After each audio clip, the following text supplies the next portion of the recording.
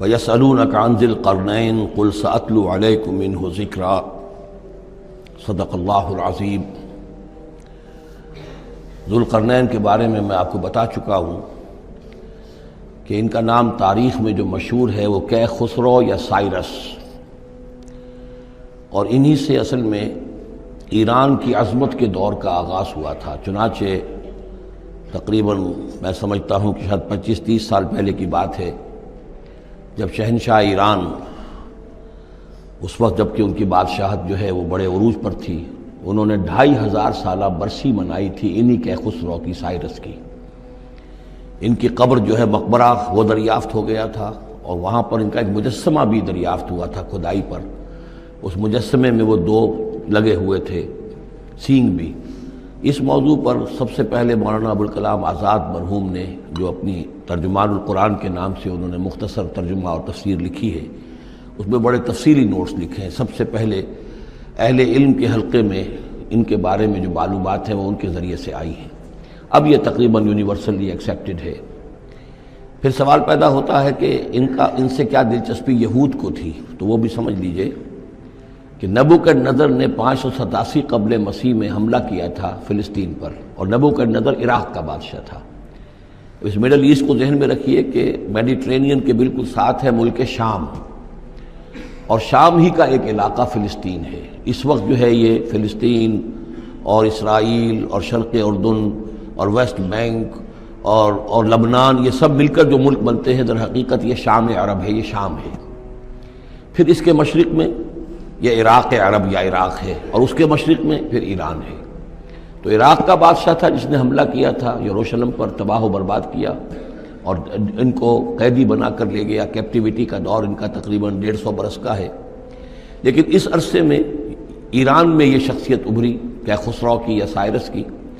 اس نے پھر فتوحات کا دائرہ شروع کیا، تو سب سے پہلے عراق کو فتح کیا، بیبیلونیا کو، اور یہاں پر جو یہ اسیر تھے یہودی، ان کو اجازت دے دی کہ تم واپس جاؤ، اپنا یروشلم آزاد کرو، اپنے جا کر آباد کر لو دوبارہ۔ تو گویا کہ یہ محسن ہیں ان کے، ذوالقرنین جو ہے ان کے محسن ہیں، جن کی وجہ سے کہ جن کے ذریعے سے اللہ تعالیٰ نے انہیں بیبیلونیا یعنی عراق کی کیپٹیویٹی، جو ان کی اسارت کا دور تھا، اس کو ختم کیا، آزادی ملی، اور پھر یہ واپس آئے۔ حضرت عزیر علیہ السلام کے ساتھ قافلہ آیا ہے، اور وہ تقریباً پھر انہوں نے آ کر یہاں اثر نو اس شہر کو بھی آباد کیا، اور ہیکل جو ہے حضرت سلیمان علیہ السلام کا بنایا ہوا جو وہ عبادت خانہ تھا، اس کو دوبارہ تعمیر کیا۔ اس اعتبار سے ذوالقرنین جو ہے وہ ان کی تاریخ میں ایک معروف شخصیت ہے۔ تاریخ سے معلوم ہوتا ہے کہ انہوں نے پھر ایران کی پہلی حکومت کو کنسولیڈیٹ کر کے پارس اور مادہ کو ملا کر ایک سلطنت ایران بنائی۔ پھر ان کی فتوحات کے 3 دائرے ہیں۔ مغرب کی طرف میڈیٹرینین تک پورا علاقہ فتح کر لیا۔ مشرق میں پھر یہ ہمارا جو مکران تک کا علاقہ ہے، یہ سارا کا سارا علاقہ ایران کے ساتھ ہی ملتا ہوا ہے، بلوچستان، مکران، یہ پورا علاقہ انہیں فتح کیا۔ ایک مہم ان کی شمال کی طرف گئی، بحیرہ کیسپین جو ہے، اور ادھر سے جو وہ بلیک سی ہے، بحیرہ اسود، ان دونوں کے درمیان جو پہاڑی سلسلے ہیں، یہ شمال کی طرف جو ہے تیسری مہم گئی۔ جیسے کہ حضرت عمر رضی اللہ تعالیٰ عنہ کے عہد میں بھی 3 لشکر نکلے تھے مسلمانوں کے جزیرہ نما عرب سے۔ ایک لشکر شام سے ہوتا ہوا پھر مصر کی طرف گیا ہے، ایک لشکر عراق سے ہوتا ہوا ایران کی طرف گیا ہے، اور ایک لشکر سیدھا شمال کی طرف گیا ہے، اور کوہ کاف تک جو ہے، جس کو کوکیشیا کہتے ہیں، وہاں تک کی فتوحات حاصل کی مسلمانوں نے۔ تو تقریباً یہی سمجھیے کہ ایک بلو پرنٹ تھا، جو کہ یعنی ہمارے اس دور خلافت راشدہ سے جو سمجھیے کہ لگ بھگ کوئی 2000 سال قبل جو ہے یہ واقعہ پیش آیا ہے، یا بلکہ اس سے کم، کوئی 1500 سال قبل یہ واقعہ پیش آیا ہے، اور یہ ذوالقرنین جو ہیں یہ یہاں پر ایک بڑی عظیم سلطنت کے بانی بنے ہیں۔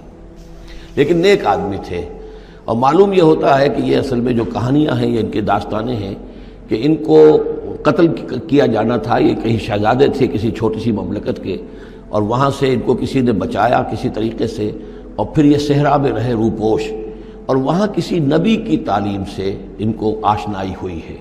ہو سکتا ہے کوئی اسرائیلی نبی ہی کی تعلیم ہو، یہ بھی ہو سکتا ہے کہ زرتشت جو ہیں وہ بھی کوئی اللہ کے نبی ہوں اور ان کی تعلیم ان تک پہنچی ہو، لیکن خود ان کا کردار جو قرآن پیش کر رہا ہے وہ بہت ایک نیک، مومن، صالح، ایک بندہ مومن، اس کا کردار ہے۔ یہ کردار جو ہے کسی بھی درجے میں 1% بھی جو ہے وہ کسی اور دوسرے فاتح پر یا کسی اور حکمران کے اوپر جنہیں بھی ہم جانتے ہیں تاریخی اعتبار سے ان پر منطبق نہیں ہوتا. یہ انہی کی شخصیت ہے.